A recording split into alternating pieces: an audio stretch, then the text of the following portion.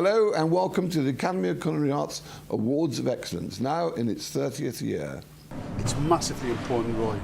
You know, we have a grassroots level or an apprenticeship scheme, and the next thing that we actually have is the Annual Awards of Excellence. And if you think how it's evolved over the last 30 years into one of the real major players as far as competitions, for me, it's the best examination that there is in this country. So that's without doubt. Do you think it could lead on to something else, on to a master of?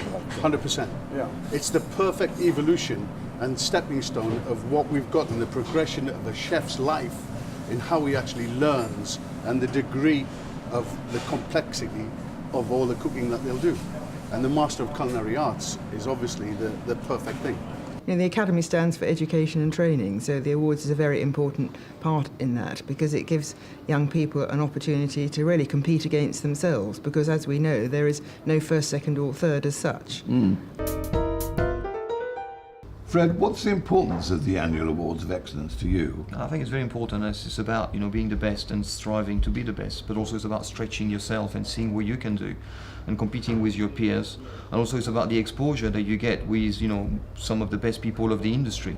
And I think for that, I think this is something that everybody should really take part in. Well, Roman, you have been involved with this. What experience did you draw from it? Good experience overall. During the final, it was a lot of stress, a lot of joy because we got the award here with my colleagues. But overall, a really good experience. And would you do this again? Of course, we've been doing it every year. So we'll do it again next year and the year after and the year after. Yes. It's a tradition here. Yes. Well, we're currently working with 6 awards in Galvin right now. 1 in the kitchen and 5 in the front house. So. And what does it do for the team? Does it give them a real... Well, I think it's the motivation, and it's also looking up to people like Romain, for example, who've been through, and it's, people are looking at them and thinking, well, I want to be like them, I want to achieve the same as they are achieving, so we can use them as role models. It's very important. So overall, it's important to the industry as well as just yourselves in this particular establishment. No, of course, yes. I mean, you don't want to stay at this level, you want to thrive always to be the best, because, if you don't do that, then you are actually going backwards. So, does it take a lot of your time, extra time, to do this tutoring? Well, it takes more time, and we have a very big training program here. Every day, every week, every month we train all the time. So this is part of what we do. But we do specific training for the Award of Excellence, be it menu knowledge, interview technique. We look at specific carving, for example, or specific service style that are going to be used for the awards. During the Awards of Excellence. Yeah. I really like this thing about this particular competition is there's no winner, so the atmosphere is totally different. I've done other competition where it's more like competing against each other. This one is more, we all go, we help each other, and at the end, you do what you have to do, and if you get it, you get it, if you don't, you don't. But that's why I really liked it, and that's why when my colleagues and we received it, we were really, really happy. It was not like it was a team effort at the end, because we practiced together, we did training together, we were looking at each other, oh, you do that, you should do that better maybe. And at the end, we all got it, so I think we did a good job. Yeah. So very much a team effort. Yeah. It is, yeah. How old are you now? 25 now. How long have you been at the Ritz? I've been at the Ritz for 1.5 years. Right, enjoying it? I am, yeah, I love it. How do you pick someone to go in for this? That's a good question. I actually always make sure that the people have been with me for a year or two, so I understand where their strengths and weaknesses are, that they can ultimately cook, that they can actually work on their own, because without that, they're never going to go forward. It was Chef John Williams that put me forward and said I must do it. After that, it's a matter of actually just giving them a trial and say, look, do you want to do a competition? And then focusing in on that and training them. It always pushes you a little bit harder, I think. And it was good working alongside other people what you'd never worked beside. Sure. So that was interesting, and it means that you can see that your skills are up there with other people at that kind of that level. The important thing is the person that is actually doing the competition. I give them the guidelines, tell them the expectations, how it's going to operate, how the competition actually works and the examination. And then once they're actually practicing, that's where I'll get involved and make sure that they've actually practiced not just the individual dishes, but the whole examination in one go. Because if they don't do that, they won't go forward and collect the annual awards of excellence. Sure. He can guide you through it and tell you kind of how to plan your time and things and how you should be doing this and that. But also the people that I worked with also gave me a lot of advice and help about it. So that was good as well. So good camaraderie. Exactly, yeah. William, Curley, Melissa, Paul, you have been through this competition, and I think you were the overall winner, weren't you? Some many, many years ago. Many years ago, mid-90s I believe, that's correct, yeah. And I took a couple of times to get to that as well, which probably made it even more rewarding. Yeah. Melissa, have you enjoyed? Yes, I have. I mean, it's been very challenging. It was my first competition, so initially I was very apprehensive and a little bit nervous about doing it. But I've kind of learnt a lot of extra skills and advanced the ones I already knew. And generally, yeah, I enjoyed it. You've enjoyed the experience? I have, yeah. It's been very rewarding. Hard, but rewarding. Well, you've got an excellent tutor, of course. Of course, yeah. It's got to say that. Has it been, I mean, is it from your point of view, William, does it take a lot of extra time to do something like this? Well, it does. I mean, there's certain aspects of, I mean, how would I put this? The award itself has a lot of classical foundation in it. And as a business, that's what we sort of thrive on. That's what we're about, training young people, developing them, and putting the blocks in place, the foundation, if you want, to be a patissier. It's always kind of been a passion. Cakes more than other cooking. I love other cooking, but I'm definitely more drawn to the pastry element of it. I like the science of it, and I like the artisticness of it, I think. William, anything that you think that the industry in large can draw from this particular competition? Yes. I mean, clearly over the last few years, it's gaining more and more popularity, and you can see more young chefs entering.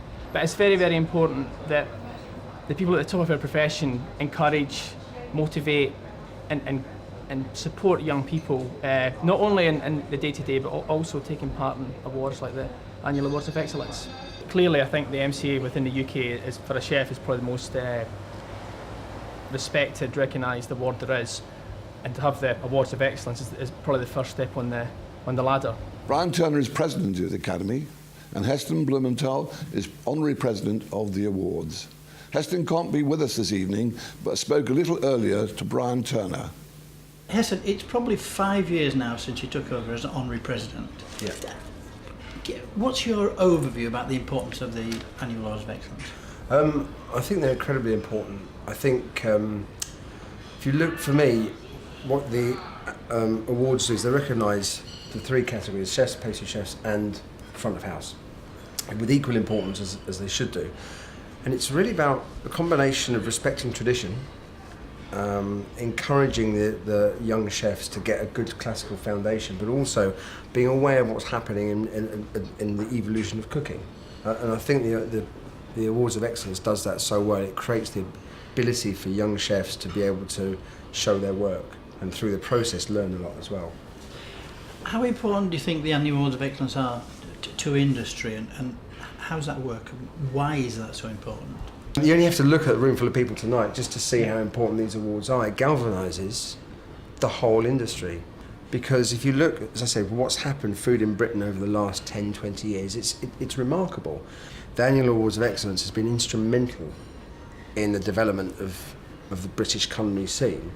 And this is all about creating a legacy. It's all about handing on for the future. Evolution only happens by sharing. I remember doing a discussion panel with Michel Guérard, and we were talking about the evolution of cooking. Is nouvelle cuisine, is the cooking today an evolution or revolution for the nouvelle cuisine in the 60s/70s?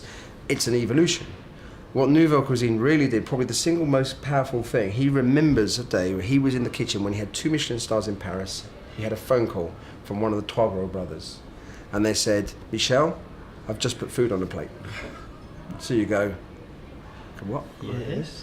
He said it was the first time a chef had plated food up. Yeah. Because obviously service was from their kitchen onto a platter, then the front of house and platter to table. That changed the whole dynamic of restaurants. So it's the evolution of cooking which I think is so important, both front and back, and I think the annual Awards of Excellence recognises that in a way that I don't think there's any other award scheme that does that. Do you think we generally in the industry recognise now that service took a back seat, but actually just recently has been going forward, and how do we encourage that?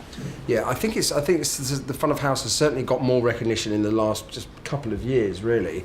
But I think this should be looked at something that's just a beginning.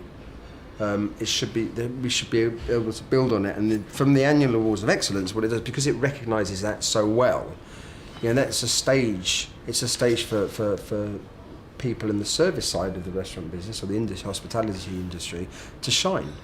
And there's a lot of technique. There's a lot of skill that's required. There's also, you need to not only have the technique and the skill base, but you've got to read people. Sure. There's a real skill to do that. Really successful restaurants are ones that succeed in both of those sides. As you said earlier on, there are 3 parts to the annual Awards of Excellence. Yeah. We mustn't forget the pastry cooks. This year, or this time, they've now entered one to get through to the Coupe du Monde, and I think we've got a great chance to do something in there. Yeah. How do we encourage young people into the pastry section, and how important is it? Obviously, the pastry side of things is incredibly important. For me, I think it's one of those areas where you can be even more creative.